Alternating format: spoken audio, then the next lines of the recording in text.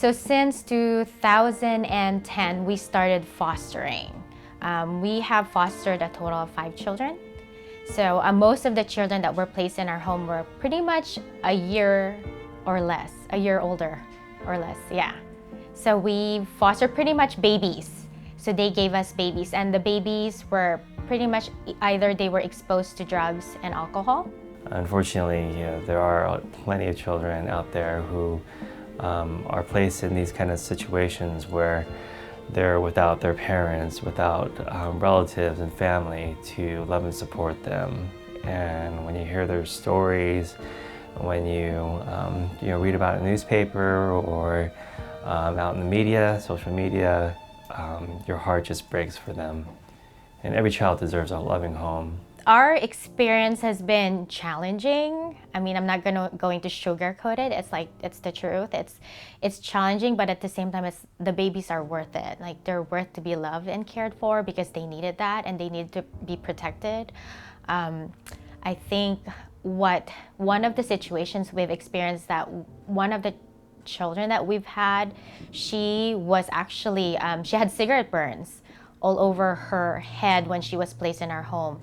And that kind of triggered, in a way, that my husband and I seen that, you know what, this is a way to like raise a family and care for our children, you know? And so we treated them like family. Even though they were actually now reunified with their families, we consider them as our family. So my husband and I are able to have, our own biological children, but going through the foster system and its challenges, it kind of inspired us to just foster adopt. I mean, when people ask me like, why don't you want to have your biological children? I said, why not? Why not foster adopt? I mean, it's another form of family. Yes, I think the Asian stigma is that it has to be blood. That's like typical. Like, there's still stigma in our Filipino community, like you should adopt your own relatives or like close to you. And if you see my children, we don't look alike. The color of our skin are different, and it's okay. It's not an easy journey because you're having to deal with birth parents sometimes, with social workers, with therapists, whatnot. But at the end of the day, it's rewarding. I mean, as a guy, I could very well be the only father figure, male figure, that the child has ever had. As a guy, you want to raise your children to respect women, to treat those around you with respect. So we have 2 children that we actually adopted through the county, so Department of Children and Family Services. So both of them were actually safely surrendered. They were our foster children. So the oldest one is Cooper. He was our foster child for a year until we adopted him. And then Delaney, our second one, we fostered her for 15 months until we adopted her.